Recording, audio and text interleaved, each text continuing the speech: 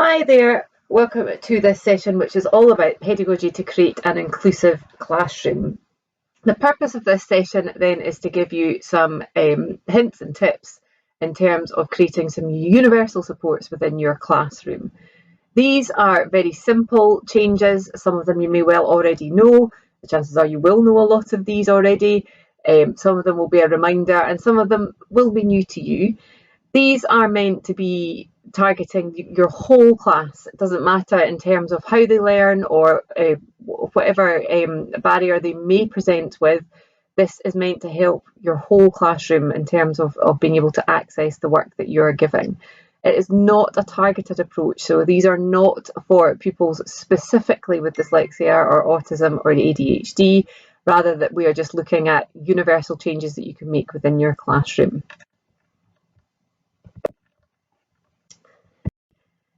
My name is Jenny Wright. I'm a learning support teacher at Knox Academy in Haddington. I've previously worked as an English teacher and a guidance teacher in Midlothian and Fife, and I have been particularly working with pupils who are dyslexic within Knox Academy, as well as autism and ADHD as well. And I've been supporting them within class on a much more targeted basis. But these are some hints and tips that I've been giving to the teachers that I've been working with to try and help them make their classes more accessible to the pupils that I work with. So in your classroom, you will on average have about 30 pupils. Every single pupil in that classroom will learn in a different way and will require some individualised learning styles. You obviously cannot cater to all 30 pupils on an individual basis in a targeted way. So this session, as I've already explained, is intended to highlight a few of the most common and simple ways that you can make your lessons more accessible to your pupils. Like I say, these may well be tips and hints that you already know about.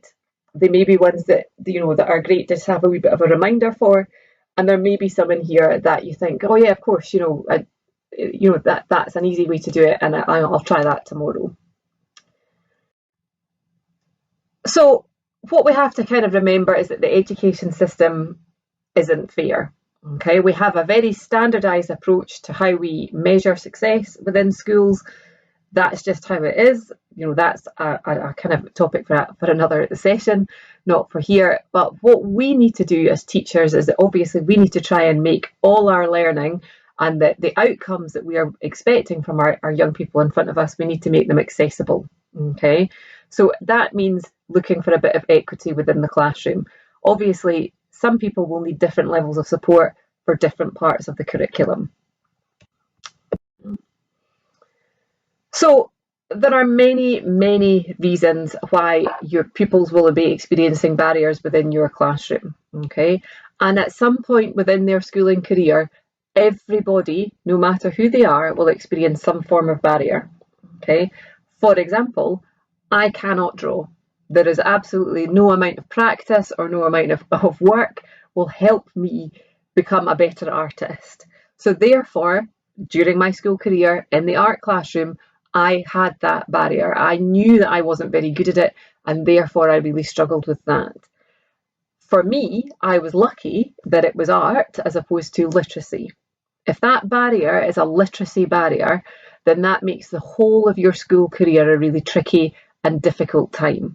Because no matter what subject you're in, no matter what area of the curriculum that you're looking at, your literacy is key. For some, this barrier that they're experiencing may be temporary, but for many, this barrier will be permanent. Some of the learning barriers then that are obviously present that you will have within your classroom that you will know about is that, dyslexia or ADHD or autism. It may be that they're suffering from anxiety or a mental health reason. It may be that there is a temporary family issue or a social issue, or it may be a more permanent family or social issue. It may be that they, suffer from a visual impairment. It may be that they have English as their additional language. There are many, many reasons why pupils will experience barriers in your classroom. And it could be that you have 15 or so different barriers within your classroom. So again, really to be clear that this is not about, targeting support at these particular pupils, but more about using an equity approach, an equal approach, which basically means that you are making it easier for everybody within the classroom. So you are not just making it easier for one or two, you're making it easier for everybody. And no matter what stage that of they're learning they're at, whether they're gifted and talented or they're struggling, they will absolutely benefit from these hints and tips. Okay. So let's just say, as I've already mentioned, is the key to making your lessons available to all. In order to overcome these barriers, you probably need to have a bit of a knowledge of how these barriers present themselves. So those specifically with dyslexia or ADHD or autism, quite often the barriers go hand in hand. It's not specific to dyslexia, all of these particular attributes. It's more that anyone with a learning barrier, no matter what it is, will have an issue with one or more of these particular areas in their literacy. So the first one is their working memory. This is their ability to be able to take on a series of tasks or remember information. Particularly if you were dyslexic or autistic, then your working memory is much smaller or shorter than somebody who is neurotypical. So quite often when I'm speaking to pupils who have a working memory barrier, we talk about train carriages. So somebody who is neurotypical could probably hold about 4 train carriages of information. And when another train carriage comes along, then you lose a train carriage. If you are dyslexic or autistic or have ADHD or just, are a bit overcome at that particular point in time, then your working memory becomes shorter. So you can maybe only hold 2 train carriages of information. And as soon as a 3rd train carriage of information is attached, you lose that first one. That's really kind of the kind of easiest metaphor to use to describe working memory. Spelling. Obviously, if you have a spelling barrier, if you are, if your writing is illegible or that your spelling means that you can't read the words that are in front of you, if you're always getting your spelling words wrong, then that is something that is a real barrier for people. Reading, goes without saying, if you struggle to read or you're a slower reader, then obviously that means that you need more time, you need more thinking time, you need to be able to be given a bit of space and quiet really within your classroom to be able to try and focus on what's in front of you. And as soon as you find reading hard and you struggle with that, if you are looking at large sheets of paper, and we'll come back to this later on, if you're looking at large screeds of text, if you find that difficult, you're going to switch off instantly. Okay. Handwriting. If your handwriting is illegible, that's a real barrier for some people, and particularly in primary schools, there's a lot of focus on making sure that your handwriting is legible, which is absolutely the correct thing to do. But if that is something that you really struggle with, then we need to find ways and means of helping these young people so that that is not a barrier to what they are undoubtedly able to give, just because their handwriting isn't neat enough for you to be able to read it.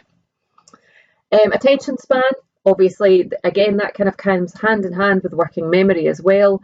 A lot of the techniques that we're going to talk about are similar for working memory and attention span.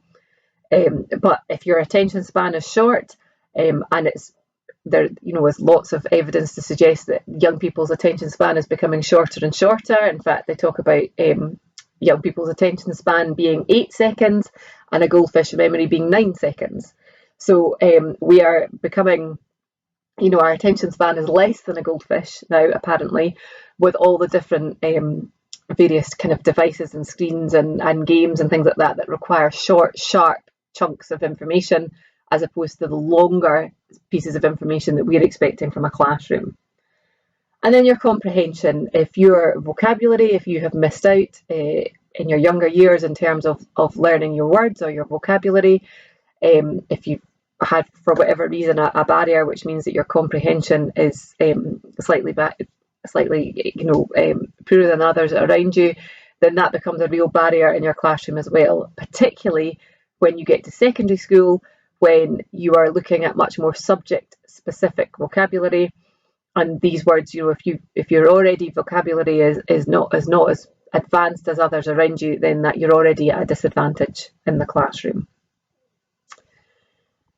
So I thought we would work through each particular area kind of one by one and just give, you know, one or two key hints and tips on how to manage that within your classroom. So working memory was the first one that we talked about. That was the train carriage analogy that I gave. So if you have a poor working memory, it tends to suggest that you maybe struggle to pay attention in class. You can't follow a string of instructions. That's really important. Quite often what happens is that, you know, if you were telling a child, and I'm thinking about my own children here, that if, you know, to go upstairs, to brush your teeth, to put your jammies on, and then to put your clothes in the wash basket. If you've got a poor working memory, you will not remember all of those instructions, okay? And a lot of people with a poor working memory will tell me that they get up halfway up the stairs and then they think, well, I don't even know what I'm doing here. I don't know why I'm here, okay? So it's trying to find ways of making these tasks, you know, quite lengthy tasks, which is what you're expecting in a classroom, and making them easier to follow, okay? It might be quite often as well that, you know, organisational skills, you know, people with poor working memory or young people with poor working memory quite often struggle with their organisation as well. So they may never have a pencil or a pen, or they don't know where they've put it, or they, you know, they maybe put their jotter down and they don't know where that is, or they leave their jackets around. These are the pupils that you need to kind of target here with your working memory tips. So the really easy tip for helping improve a working memory is chunking. Okay, so chunking is when you are looking at numbering tasks, providing visual aids to help with that, and colour coding, okay, and also repetition, right? So numbering the tasks in order, and as you can see on the left-hand side, what I've done here on this slide is I have just numbered the task. I've just written out the task in one long kind of lengthy instruction, and obviously that's harder to remember than the one on the right-hand side where I have colour coded it. I've given numbers to, you know, in order of which task I want you to do first, second, third, etc. I've also colour coded it so it's easy to follow that, you know, so you look at it and go, right, okay, I'm doing the red one first, then I'm doing the blue, then I'm doing the yellow, and then I would obviously then keep repeating, okay, to try and kind of embed that within your memory. So in a classroom, I mean, they say that young people, they need to have the instruction said 7 times before they register what's happening. I don't know how true that is, but it is important to remember that they are possibly not picked up the whole instruction on the first telling, that repeating is really important. As you can see from the illustration that I've given here, basically it's this idea that, you know, if you're given a series of letters to remember, you know, a mobile phone number to remember, a phone number, you know, a shopping list, anything else like that, if you can chunk it into smaller sections, then you are more likely to remember it. So obviously here the activity is chunking, so remember as many letters as possible. You've got NF, LCG, SUS, AVC, RFBI. Now if you were to chunk that into NFL, CBS, USA, VCR, FBI, so instantly you've got these acronyms for well-known, you know, objects or companies, and suddenly it becomes much easier to remember. Okay.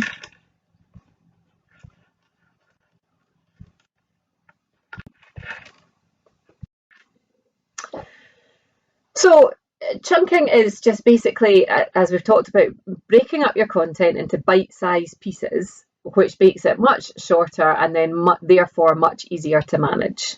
Okay, so an unchunked, as we've got on the right-hand side there, an unchunked list of, you know, things you've got to go and get in the shop. Whereas if you chunk it into the different areas or the categories that you've got at that particular point, it makes it much easier to remember.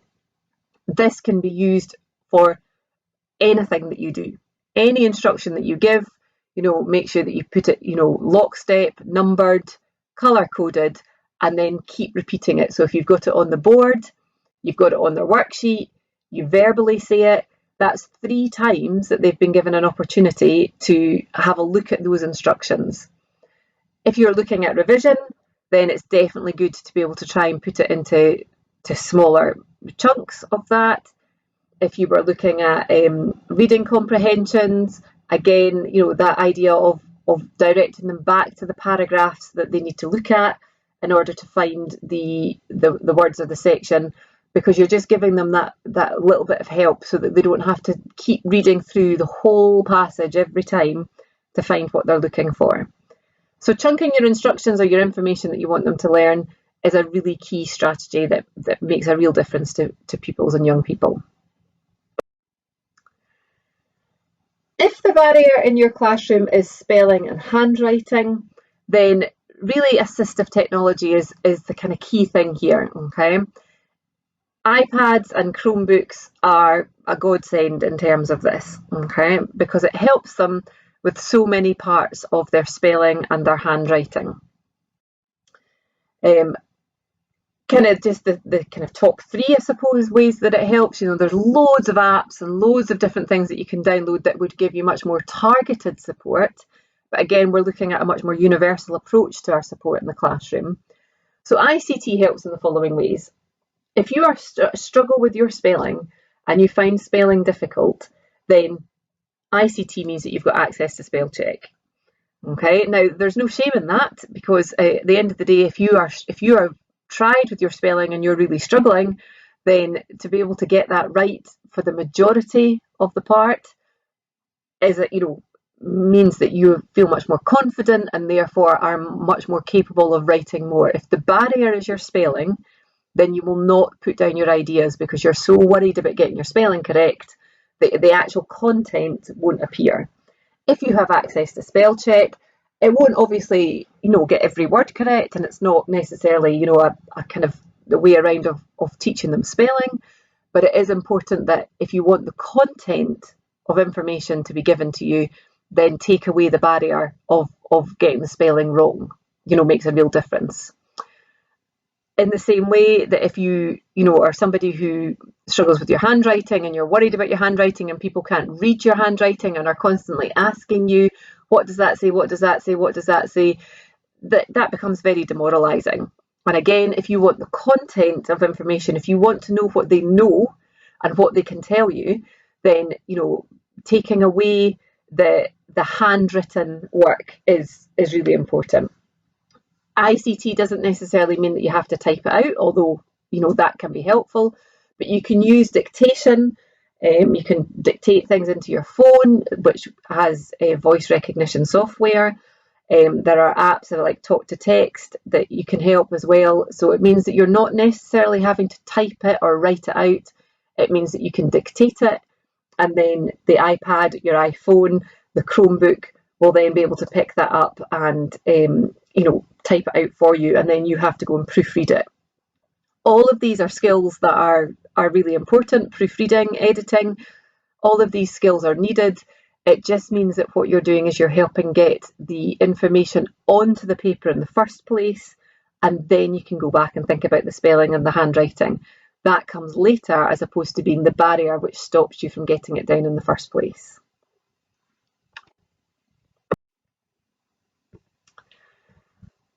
So reading is a really big part of obviously our literacy. We read all day, every day.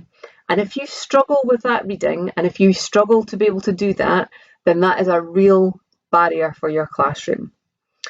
Now, dyslexia tends to be thought of as a problem with reading. I mean, actually, that's not true. But any barrier within the classroom, any literacy barrier within the classroom tends to manifest itself in their reading in some capacity. It may be that they are slower to read. It may be that they struggle to read large texts. It may be that it exhausts them to read. So you have to really be aware of that when you're in the classroom, that if you are struggling to read, all your energy is going into reading what's in front of you, then you're not going to be able to do the next piece of work that's required from that. So the question answering, or the taking the character, or doing whatever it is that you need to do with that piece of writing, you won't be able to do that if it's taking all your energy to read. So there are some kind of easy steps and ideas that you can do to make it just easier to read.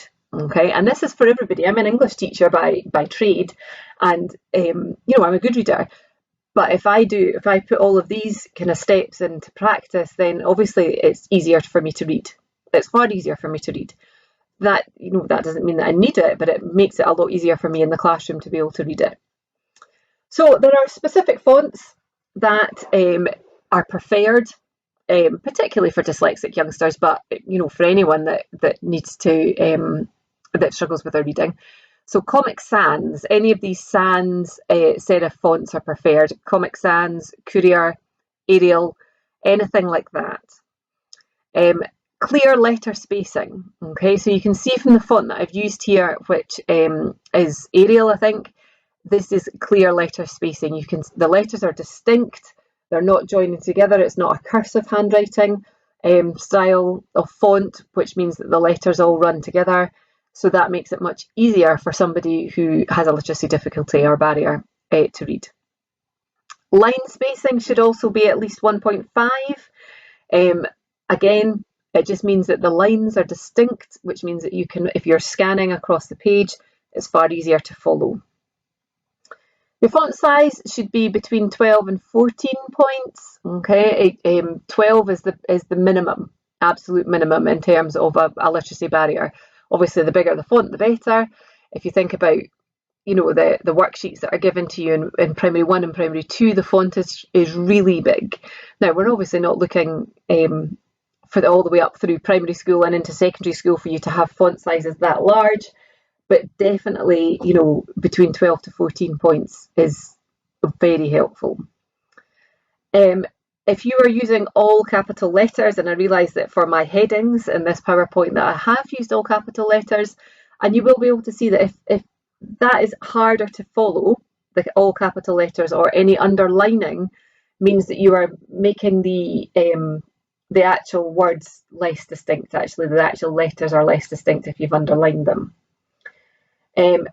Again, your P's and Q's should be distinct. They shouldn't be mirror images of each other, because obviously your P's, Q's, B's, D's, these are the ones that people get mixed up. Okay, so the idea is to try and find a kind of font that has slightly different lettering, because that makes it a lot easier. And despite the fact maybe saying all capital letters and underlining, you know, reduce the readability of the page, italics can often be easier to read because they're on a slight slant and because it just makes it more distinctive. Therefore, then it can be slightly easier to read. I'll give you an example then. Okay, so this is 2 examples of the same book, the same page. Okay, but you can see here on the left-hand side that's just a page taken from the book, The Vodka Trail. On the right-hand side, you have got a slightly more dyslexia-friendly version of that, and that is much easier. Okay, instantly you can see that that's much easier, and it doesn't matter how good a reader you are, the right-hand side is much easier. So if you can follow those hints and tips, it's not that you are disadvantaging the ones that can read well, it's that you are advantaging everybody, and that's really important.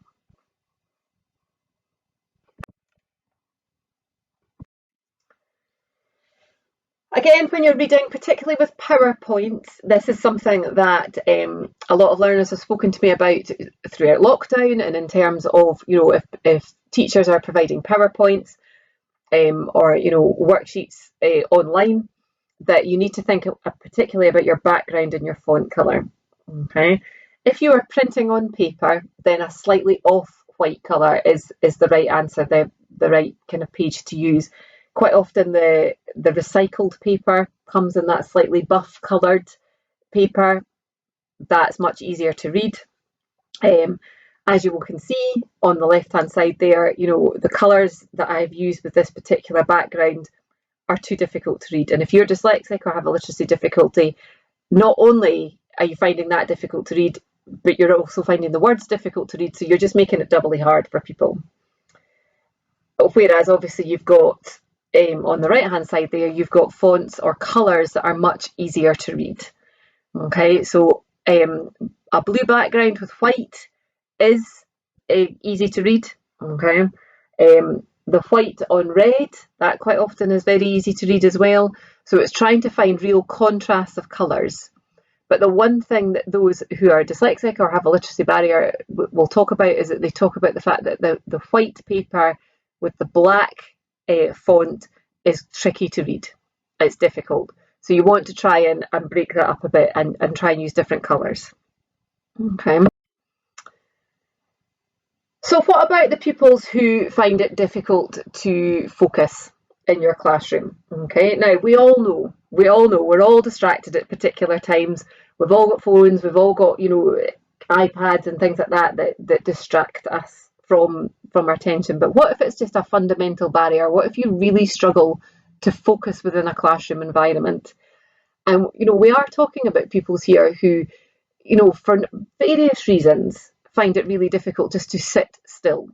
And that's just part of their makeup. So how do we manage that in a classroom when we've got 30 other pupils who also need our attention? Again, like I said before, a lot of the stuff that we did on working memory, that's, a lot of these techniques are the same. But one of the ways that you can get your children to focus a wee bit better is actually get them to move, allow them to move. Okay, so we quite often talk about the kind of idea of warming up to pay attention. So this idea now, in a secondary school, this is already built in. So we tend to have 50-minute periods for the sake of argument. So every 50 minutes, they get up, they move, they go to a different classroom, they then sit down and they get a different teacher, a different subject. So those movement breaks are already built in. But for some, even that's too long. Okay, and then we also have, in a secondary school, we quite often have double periods, which means that they're sitting for 100 minutes. So there is always the opportunity for you to build in movement breaks within your classroom or your lessons. Okay, the examples I've given you there are very simple ones. Basically, just sit in your chair, bend over, touch your toes, turn yourself right to left. Then bend over, one hand to one toe, bring your knees up, straighten your legs, give yourself a big stretch. 6 very simple moves that you can get the whole class to do. But then again, it'll just give everybody a wee break and a wee kind of mental break, and then we'll be able to kind of regroup and focus in again. If you change it up and do something different, then that's the opportunity to to refocus and regroup again. I have now been speaking probably for about half an hour, so maybe this is the chance to pause this and move. Take your time. Okay. Quite often, we all know this when we've been doing remote learning or when we've, been doing our kind of virtual learning from home, is that, we have an occasion, I would imagine, switched our cameras off and switched our microphones off and then gone for a wee wander. It's the same thing. It's exactly the same as what pupils need to do as well. Because when you come back again, you refocus. Other ways to get pupils' attention then is to use your voice. Okay, if you are speaking at the one kind of volume all the time, and if the noise of the classroom gets louder and louder, as it does sometimes, if the noise of the classroom gets louder and louder, you shouting is only going to add to that. I mean, these are obviously techniques that I'm sure you all know about, but obviously if you quieten your voice, if you suddenly start whispering, then that changes the dynamic, and instantly people turn around, or the pupils around you will kind of switch on, and want to know why are things going quiet, why are you not adding to it, why are you standing in front of them saying nothing? So they will switch on and suddenly start paying attention.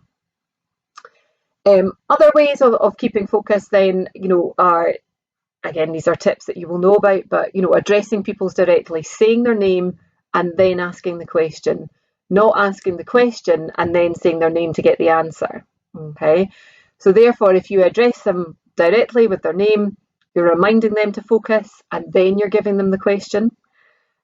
Also, if you know that there are certain pupils who really do struggle with focus within your class, then standing right beside them when you're giving out the instruction is a good way of doing that. And it also means that they have to focus because you're standing right beside them. Seating plans and things like that are a much more targeted version of that, in terms of making sure if there's people who really struggle with focus, keeping them at the front, beside you, away from windows. These are all obviously good, strategies to use.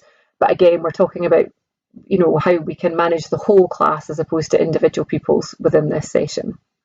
And then, as I've said, the kind of third bit there, introducing frequent movement breaks, even very small ones, make a difference because it just reminds people to focus back in again.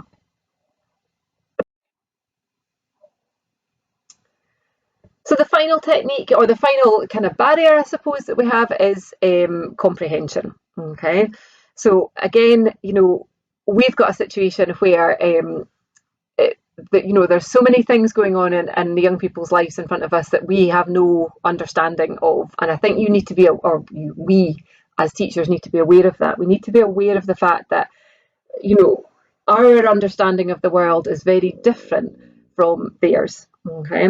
And they have so many other things competing for their attention, and so that reading and revising and understanding is not their top priority.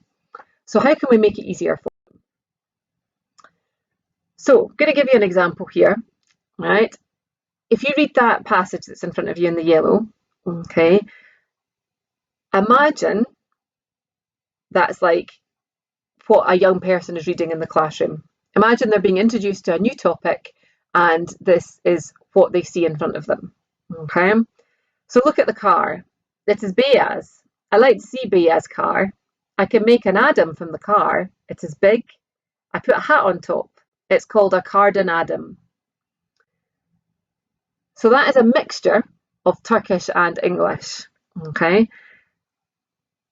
If you don't know what's going on, or if you can't understand what's being spoken about, you will switch off. Okay, and then you miss out on the learning, right?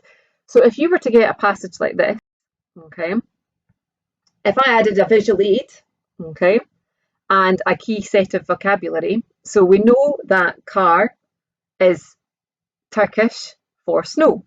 We know that Adam is Turkish for man, okay? So now that you have that information, what do you think Beaz means? So you have look at the car. We know that's look at the snow. It is Beaz. I like to see Beaz's car. I can make a man from the car. It is big. I put a hat on top. It is called a cardan Adam. So look at the snow. It is white. I like to see white snow. I can make a man from the snow. It is big. I put a hat on top. It is called a snowman. Now that we've got the key vocabulary, and we've been given the key words for a new topic or a new, particularly a new language or a new set of information, then it makes sense. If you have an expectation that the pupils understand what's being put in front of them, then there will be those in the class who don't. And as soon as they don't understand what's going on, then you've lost them. So really important to make sure that you have the key vocabulary and that you are able to put that across so that they do understand what's being put in front of them. So 3 tips to help improve comprehension. Now remember again that pupils who struggle with their comprehension are likely to be getting targeted support from somewhere, whether it's from you or the learning support teacher. That's all fine, but this is to try and get across, again, a universal approach to make sure that they are not being lost in your lessons in between times. So teach key, new or subject-specific vocabulary. Maybe give them a vocab sheet that they can stick in their jotter so that they can refer back. So again, it's back to that repetition side. It's all very well and good to tell them that car means snow, but unless they've got it written down, they've got it stuck down, it's maybe up on the wall in the classroom, then you're looking for that repetition so that they can understand. Asking key questions about the key words. So every time you come across the word, making sure, so every time you came across the word car, remind me again, what does that word mean? So that, again, that repetition, that over-learning, constantly remembering that, so eventually it will sink in. And then, in your classroom, is there an availability for you to put up a vocabulary wall or posters up in your classroom? Maybe a word of the day, the week, word of the topic. whatever it is that you need to make sure that there is always something for them to reference or to look at. Okay?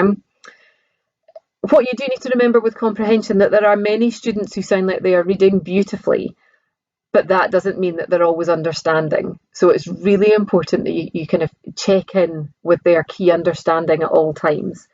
I know in the primary schools that's something that you do as a matter of course. In a secondary school, it's something that we don't do as often, because we imagine that there is also a kind of base understanding of what you're talking about. But in actual fact, we maybe need to think about the fact that there's not, that there are other, other issues there that we maybe need to look at. Okay then, so we're almost at the end. So to summarise, some of the tips then that you can go in and use tomorrow is thinking about your chunking and your colour coding of your information and your instructions. Again, we've talked about that, but really important because it makes it far easier for everybody to follow. The use of ICT, if it's available to you. The idea then that you take away the spelling and the handwriting barrier before you've even started means that you're much more likely to get better content. With your reading, thinking about your font size, your colour, your spacing. Again, if you can make it easy to read or easier to follow, then you're likely to get better outcomes for everybody.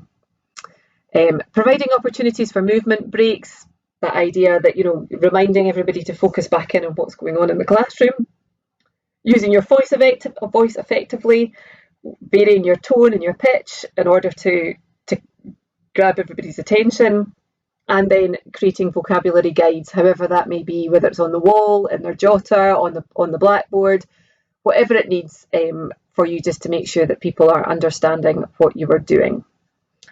And remember that a good education can change anyone, but a good teacher can change everything. Thank you so much for your attention throughout this PowerPoint. I hope that it's been a help to you. If you have any questions or wish for me to go back through it again, you can obviously access this presentation on the website, and therefore you can just go back through it and have a think about it again. Thank you very much for your time.